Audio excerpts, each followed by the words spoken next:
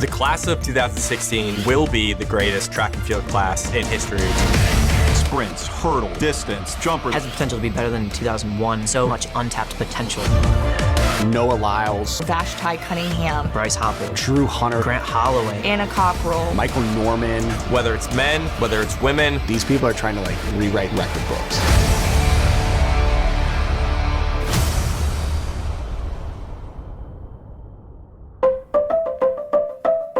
Katie Rainsberger, as many know, is the daughter of Lisa Rainsberger, who won the Boston Marathon decades ago. Katie grew up in Colorado.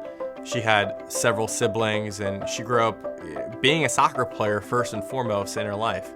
I grew up playing a bunch of different sports, soccer, basketball, I swam, and I started running a bit more competitively around 8th grade.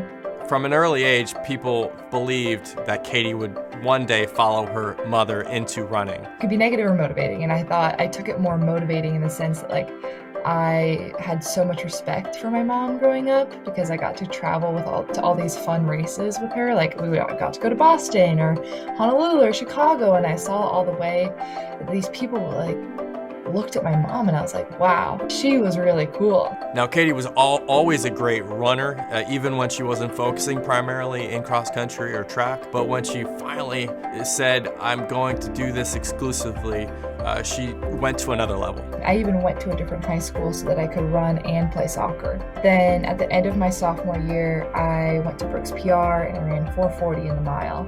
And it was kind of this turning point where I was like, if I put more effort into this running thing, I could be pretty good. I could go to college for this. And at that point I was being recruited for soccer, and I was like, okay, I kind of have to make this decision if I want to commit and pursue soccer or give running a good shot. I loved the way that it was just a test of you versus you.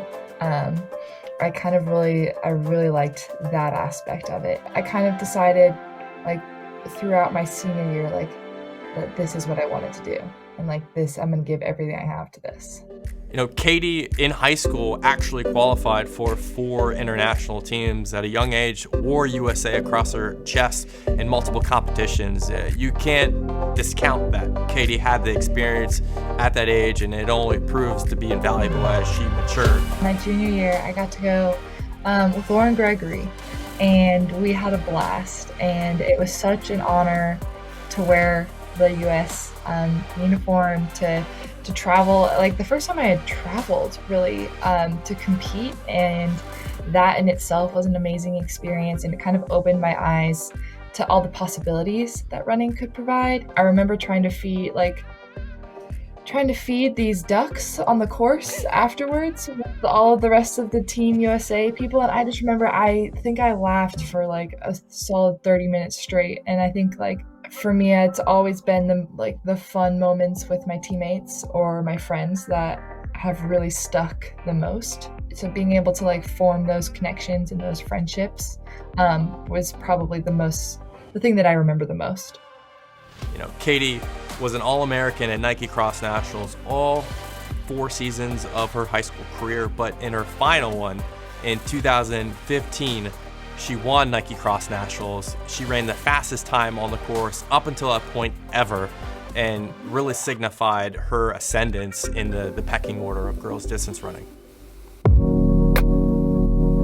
I think the important thing to realize is that it didn't just happen overnight. It was building on this consistent foundation that I had, having that self-belief and the confidence from all the consistent years of training before that, just building that momentum, one thing on top of another. NXN was amazing. That was a really cool experience, and I feel it just jump-started that whole year, but it didn't really come out of nowhere for me because I knew that there was 3.5 really hard years of work prior to that.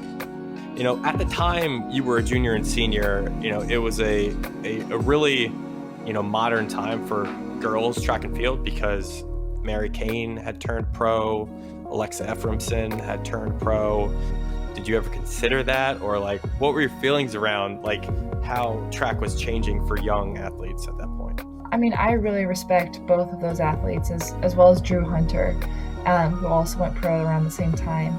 But for me, I really wanted to be a part of a college team. To be able to compete for a school and a university, those were big dreams of mine. And to also get like a really good education was also really important to me. So I did never consider going pro at an early age. For my development as like a human being, I really wanted to have the full college experience. Before Katie went on her college visits, her mother, Lisa, warned her not to look at the surroundings of the campus or all the things they're pitching at you.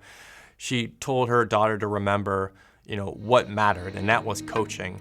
And when Katie met Marisa Powell for the first time on the University of Oregon campus, she knew right then and there that she wanted to be a Duck. And more so, she wanted to be an athlete for Marisa. With my mom as a pretty strong female influence in my life, and I knew how important that coach-athlete relationship was. And so I think I called Marisa on a Monday, and she was like, I'll have you out on a visit on Thursday. And then I committed like that weekend. Like, it was just like, this is the person. Like, I just felt it right away. And I think she could probably say the same. Like, she understood what my goals were. She understood how I was going to get there. And she knew that we had to keep it fun.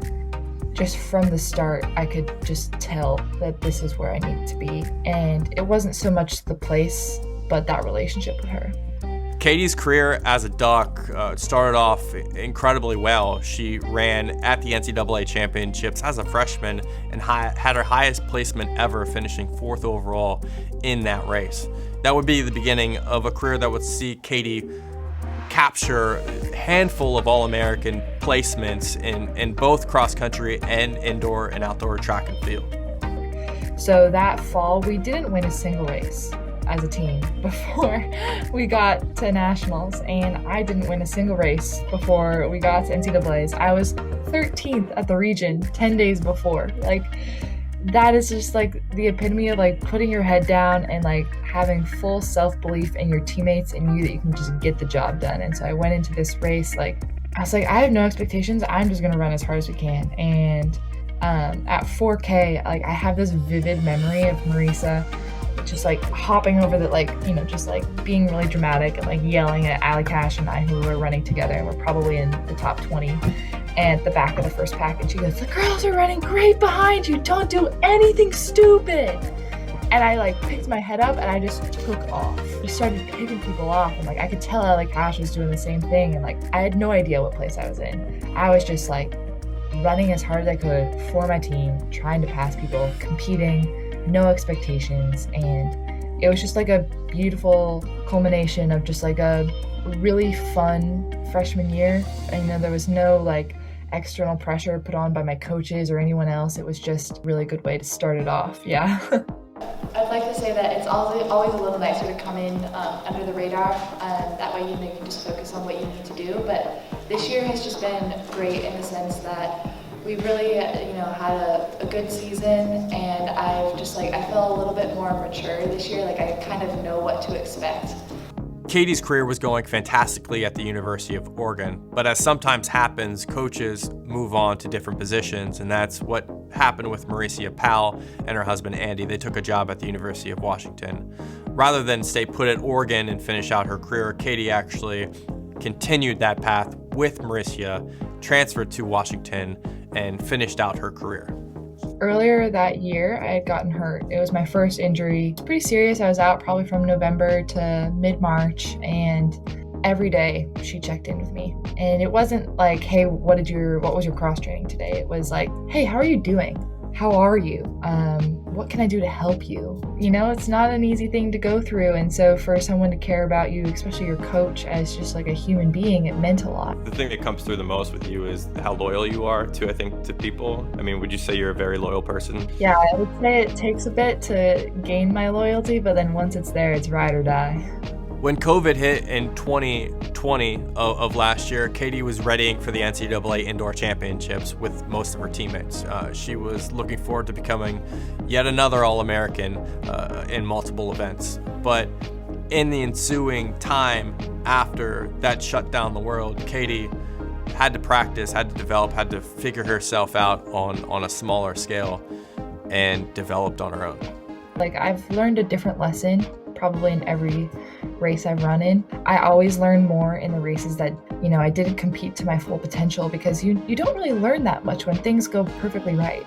And just being able to like keep showing up. Honestly, I tell myself that every day, like, hey, Katie, like, keep showing up. It's the consistent runner in the end that's going to be there. What makes Katie Rainsberger special is her ability to always find herself in the lead pack.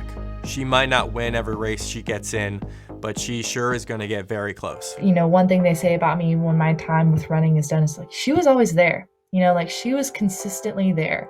Like, I would be really proud of that, because it means that I kept showing up even when things didn't look the way I thought they were going to. Because you can't control what your competitors are going to do, but you can give yourself the best chance possible of doing the best that you can in that race for you.